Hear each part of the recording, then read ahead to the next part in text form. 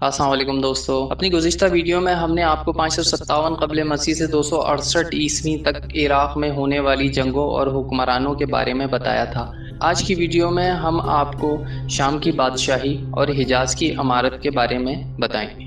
جس زمانے میں عرب قبائل کی ہجرت زوروں پر تھی، قبیلہ قزاع کی چند شاخیں حدود شام میں آ کر آباد ہو گئیں۔ ان کا تعلق بنو سلیم بن حلوان سے تھا اور انہی کی ایک شاخ بنو زجم بن سلیم تھی جسے زجامہ کے نام سے شہرت حاصل ہوئی۔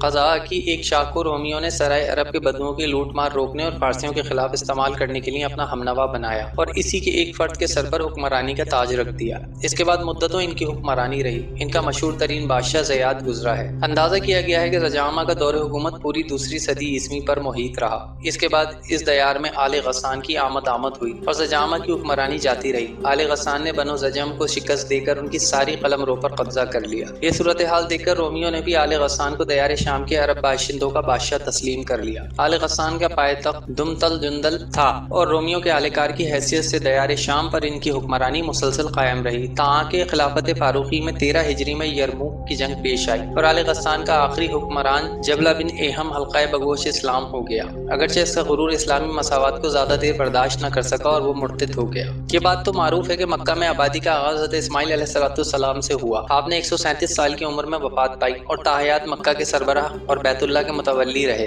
آپ کے بعد آپ کے 2 صاحبزادگان نابد اور قیدار یکے بعد دیگرے مکہ کے والی ہوئے۔ ان کے بعد ان کے نانا مزاز بن عمرو جرہمی نے زمام کار اپنے ہاتھ میں لے لی اور اس طرح مکے کی سربراہی بنو جرہم کی طرف منتقل ہو گئی اور ایک عرصے تک انہی کے ہاتھ میں رہی۔ حضرت اسماعیل علیہ السلام چونکہ اپنے والد کے ساتھ مل کر بیت اللہ کے بانی و معمار تھے، اسی لیے ان کی اولاد کو ایک باوقار مقام ضرور حاصل رہا، لیکن اقتدار و اختیار میں ان کا کوئی حصہ نہ تھا۔ پھر دن پر دن اور سال پر سال گزرتے گئے، لیکن حضرت اسماعیل علیہ السلام کی اولاد گوشہ گمنامی سے نہ نکل سکی، یہاں تک کہ بخت نصر کے ظہور سے کچھ پہلے بنو جرہم کی طاقت کمزور پڑ گئی اور مکہ کے افق پر عدنان کا سیاسی ستارہ جگمگانے لگا۔ اس کا ثبوت یہ ہے کہ بخت نصر نے ذات عرق میں جو عربوں سے مورکہ آرائی کی تھی، اس میں عرب فوج کا کمانڈر جرہمی نہ تھا۔ پھر بخت نصر نے جب 587 قبل مسیح میں دوسرا حملہ کیا تو بنو عدنان بھاگ کر یمن چلے گئے۔ اس وقت بنی اسرائیل کے نبی حضرت یرمیہ تھے اور جب بخت نصر کا زور ختم ہوا اور مات مکہ آئی تو انہیں مکہ میں قبیلہ جرہم کا صرف ایک شخص جرشم بن جہلمہ ملا۔ ماد نے اس کی لڑکی معانہ سے شادی کر لی اور اس کے بطن سے نزار پیدا ہوا۔ اس کے بعد مکہ میں جرہم کی حالت خراب ہوتی گئی، انہیں تنگ دستی نے آ گھیرا۔ نتیجہ یہ ہوا کہ انہوں نے زائرین بیت اللہ پر زیادتیاں شروع کر دیں اور خانہ کعبہ کا مال کھانے سے بھی دریغ نہ کیا۔ ادھر بنو عدنان اندر ہی اندر ان کی حرکتوں پر کڑتے اور بھڑکتے رہے۔ اسی لیے جب بنو قزاع نے مزر الزہران میں پڑاؤ کیا اور دیکھا کہ بنو عدنان بنو جرہم سے نفرت کرتے ہیں تو اس کا فائدہ اٹھاتے ہوئے ایک عدنانی قبیلے بنو بکر بن عبد المناف بن کنانہ کو ساتھ لے کر بنو جرہم کے خلاف جنگ چھیڑ دی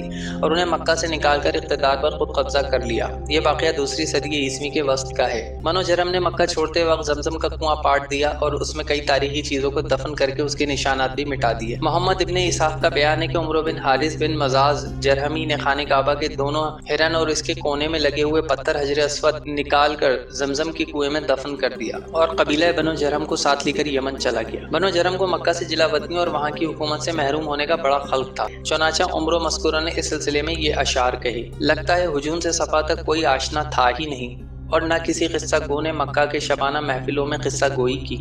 کیوں نہیں، یقیناً ہم ہی اس کے باشندے تھے، لیکن زمانے کی گردشوں اور ٹوٹی ہوئی قسمتوں نے ہمیں اجاڑ پھینکا۔ تو دوستوں، مزید تفصیلات ہم آپ کو اپنی اگلی ویڈیو میں بتائیں گے۔ جب تک کے لیے اجازت دیجیے، اللہ حافظ۔ مزید معلوماتی ویڈیوز دیکھنے کے لیے ہمارے چینل کو لائک کریں، سبسکرائب کریں اور ساتھ ہی دیے گئے بیل آئیکن کو پریس کریں تاکہ آپ کو ہماری تمام ویڈیوز کے نوٹیفیکیشن بر وقت ملتے رہیں۔